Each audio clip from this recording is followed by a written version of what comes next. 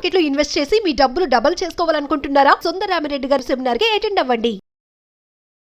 నమస్కారం అండి, నేను మీ నండు రవికుమార్ని. సుమన్ టీవీ ఛానల్ వీక్షకులకు పునఃస్వాగతం. చాలామంది ప్రేక్షకులు అడుగుతున్నారు, హోమ్ లోన్ కట్టకపోతే ఇంట్లోని వస్తువులను బ్యాంక్ స్వాధీనం చేసుకోవచ్చా, రూల్స్ ఏం చెబుతున్నాయి అని చెప్పి అడుగుతున్నారు అనమాట. ఎందుకంటే ఇది చాలా అడిగిన వాళ్ళకి ముందర నా అభివందనాలు. ఎందుకంటే ఇది చాలామందికి వచ్చినటువంటి ఇలాంటి డౌట్స్. ఎందుకంటే బ్యాంకు లోన్ ఇచ్చింది, సపోజ్ బ్యాంకు లోన్ ఇచ్చింది ఒక హౌస్కి కట్టుకోవటానికి మాత్రమే, ఒక ఫ్లాట్ కొనుక్కోవటానికి మాత్రమే, ఒక కారు కొనుక్కోవడానికి మాత్రమే. అలా ఇప్పుడు మన హోమ్ లోన్స్ గురించి అడుగుతున్నారు కాబట్టి చెప్తున్నాను. ఏ వస్తువు పైన దేనికైతే బ్యాంకు లోన్ ఇచ్చిందో దాని మీదే వాళ్ళకి అధికారాలు ఉంటాయి తప్ప ఇంట్లోని వస్తువులన్నీ వాళ్ళు స్వాధీనపరచుకోవడానికి, జప్తు చేసుకోవడానికి సామాన్యంగా అటువంటి హక్కులు లేవు. అంటే ఏంటంటే బ్యాంకు ప్రాపర్టీ సీజ్ చేసిందే అంటారు. సీజ్ చేసినప్పుడు, బ్యాంకు ప్రాపర్టీ సీజ్ చేసేటప్పుడు వాళ్ళు వచ్చినప్పుడు మన వస్తువులు ఏవైతే మనకు మూవబుల్స్ ఉన్నాయో, ఏవైతే ఎంబెడెడ్ కాకుండా, అంటే అందులో ఎక్కడైనా దానిలో గుచ్చేసి ఉండేటువంటి వస్తువులు కాకుండా, ఫర్నిచర్స్ అలాంటివి కాకుండా, ఏవైతే సోఫా సెట్స్ లేకపోతే టీవీలు లేకపోతే ఫ్రిడ్జ్లు ఇలాంటివి ఉన్నాయో మూవబుల్ అసెట్స్ మనం తీసుకుని వెళ్ళవచ్చు. బ్యాంక్ వాళ్ళు అధికారులు కూడా దానికి ఎప్పుడు సమ్మతంగానే ఉంటారు.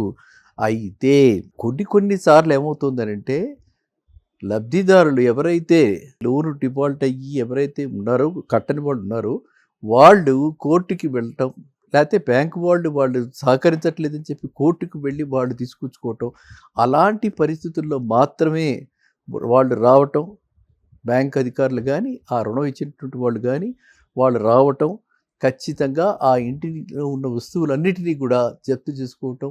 అంటే యాజ్ ఇస్ వేర్ ఇస్, ఎలా ఉంది అలా ఇల్లు ఖాళీ చేసి మీరు బయటకు వెళ్ళిపోండి, మేము తీసుకుంటున్నాం అని చెప్పి చట్ట ప్రకారంగా ఆ విధంగా తీసుకునే హక్కు కూడా ఈ ఎవరైతే రుణాలు ఇచ్చారో, హౌసింగ్ లోన్స్ ఇచ్చారో వాళ్ళకి అలాంటి హక్కు కూడా ఆ విధంగా వస్తుంది. కానీ సామాన్య పరిస్థితుల్లో మాత్రం బ్యాంకు వాళ్ళకి వాళ్ళు ఇచ్చిన ప్రాపర్టీ, హౌసింగ్ లోన్ అయితే హౌస్ మీద, కార్ లోన్ అయితే కారు మీద, ఈ టీవీ పర్సనల్ లోన్స్ ఇచ్చి టీవీ అని చెప్పి మన టీవీ స్పెసిఫిక్గా ఇచ్చినప్పుడు టీవీకి అయితే అది, అట్లా మోటార్ బైక్ అయితే మోటార్ బైక్, ఆ ఒక్క వస్తువు మీద మాత్రమే జప్తు చేసుకునేందుకు అధికారం ఉంటుంది తప్ప వాడు ఫైనాన్స్ చేసినటువంటి వస్తువు ఒక్కదాని మీదే వాళ్ళకి అధికారం ఉంటుంది తప్ప వాళ్ళు ఏదైతే లోన్ ఇచ్చారో, దేని పర్పస్కి అయితే లోన్ ఇచ్చారో అది తీసుకునే అధికారం ఉంటుంది తప్ప ఇలా మిగతా వస్తువులు మిగతా వాటిని జప్తు చేసుకునే అధికారం ఉండదు.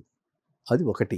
రెండోది ఏంటంటే, బ్యాంకు జనరల్గా ఏ లోన్ ఇచ్చినా సరే అందరికీ పర్సనల్ గ్యారెంటీ కూడా తీసుకుంటారు కాబట్టి, ఒకవేళ వాళ్ళు ఇచ్చినటువంటి ఆ particular value, housing loan value పడిపోయింది తక్కువ ఉంది, రియలైజ్ చేసుకోలేము అనుకున్నప్పుడు వాళ్ళ పర్సనల్ అసెట్స్ కూడా, అంటే దానికి అటాచ్ చేసుకుని పర్సనల్ అసెట్స్ కూడా అటాచ్ చేసి తీసుకునేందుకు కూడా అధికారాలు ఉంటుంది. దానికి మాత్రం వాళ్ళు కోర్టుని ఆశ్రయిస్తారు.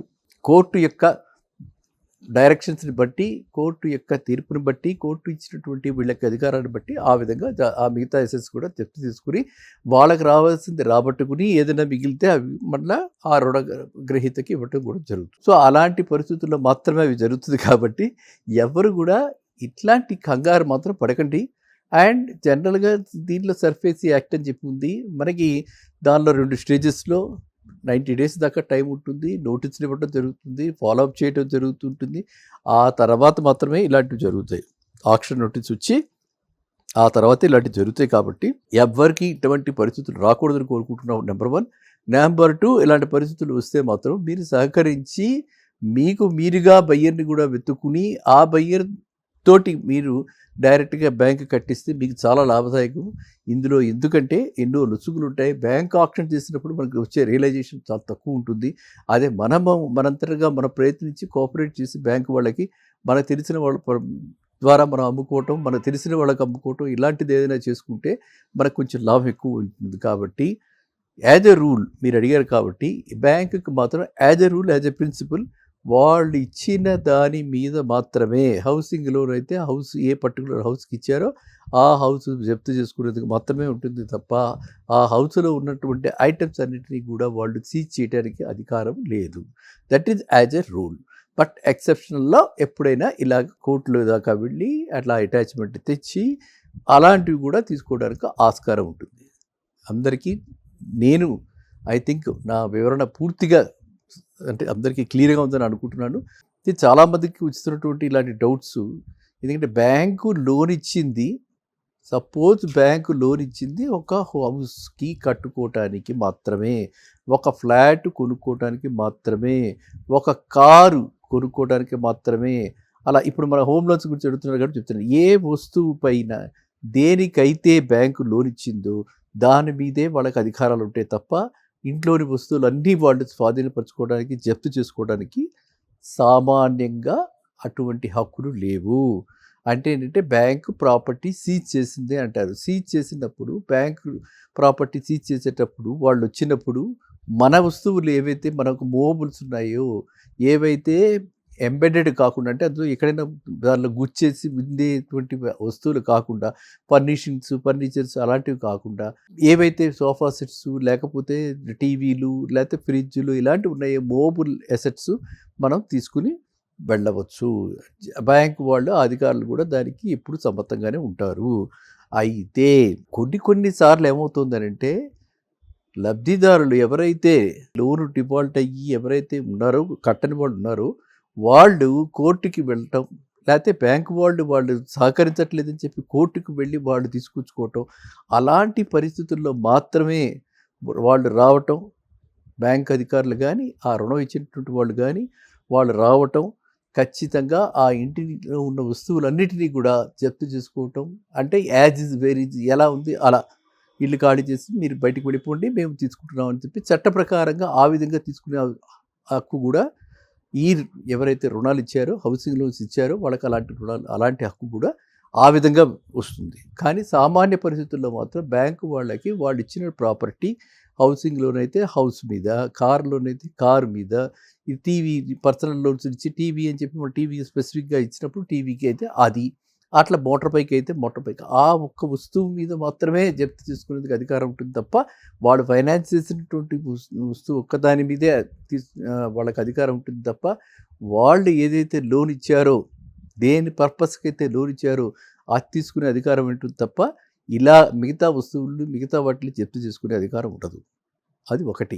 రెండోది ఏంటంటే బ్యాంకు జనరల్గా ఏ లోన్ ఇచ్చినా సరే అందరికీ పర్సనల్ గ్యారెంటీ కూడా తీసుకుంటారు కాబట్టి ఒకవేళ వాళ్ళు ఇచ్చినటువంటి ఆ particular value, housing loan value పడిపోయింది తక్కువ ఉంది, రియలైజ్ చేసుకోలేము అనుకున్నప్పుడు వాళ్ళ పర్సనల్ అసెట్స్ కూడా అంటే దానికి అటాచ్ చేసుకుని పర్సనల్ అసెట్స్ కూడా అటాచ్ చేసి తీసుకునేందుకు కూడా అధికారాలు ఉంటుంది. దానికి మాత్రం వాళ్ళు కోర్టుని ఆశ్రయిస్తారు. కోర్టు యొక్క డైరెక్షన్స్ని బట్టి, కోర్టు యొక్క తీర్పుని బట్టి, కోర్టు ఇచ్చినటువంటి వీళ్ళకి అధికారాన్ని బట్టి ఆ విధంగా ఆ మిగతా అసెట్స్ కూడా జప్తు తీసుకుని వాళ్ళకి రావాల్సింది రాబట్టుకుని ఏదైనా మిగిలితే అవి మళ్ళీ ఆ రుణ గ్రహీతకి ఇవ్వటం కూడా జరుగుతుంది. సో అలాంటి పరిస్థితుల్లో మాత్రమే అవి జరుగుతుంది. కాబట్టి ఎవరు కూడా ఇట్లాంటి కంగారు మాత్రం పడకండి. అండ్ జనరల్గా దీంట్లో సర్ఫేసీ యాక్ట్ అని చెప్పి ఉంది మనకి. దానిలో 2 స్టేజెస్లో 90 days దాకా టైం ఉంటుంది. నోటీసులు ఇవ్వడం జరుగుతుంది, ఫాలోఅప్ చేయడం జరుగుతుంటుంది. ఆ తర్వాత మాత్రమే ఇలాంటివి జరుగుతాయి. ఆక్షన్ నోటీస్ వచ్చి ఆ తర్వాత ఇలాంటివి జరుగుతాయి. కాబట్టి ఎవరికి ఇటువంటి పరిస్థితులు రాకూడదని కోరుకుంటున్నాం. నెంబర్ 1. నెంబర్ 2, ఇలాంటి పరిస్థితులు వస్తే మాత్రం మీరు సహకరించి మీకు మీరుగా బయ్యర్ని కూడా వెతుక్కుని ఆ బయ్యర్ తోటి మీరు డైరెక్ట్గా బ్యాంక్ కట్టిస్తే మీకు చాలా లాభదాయకం.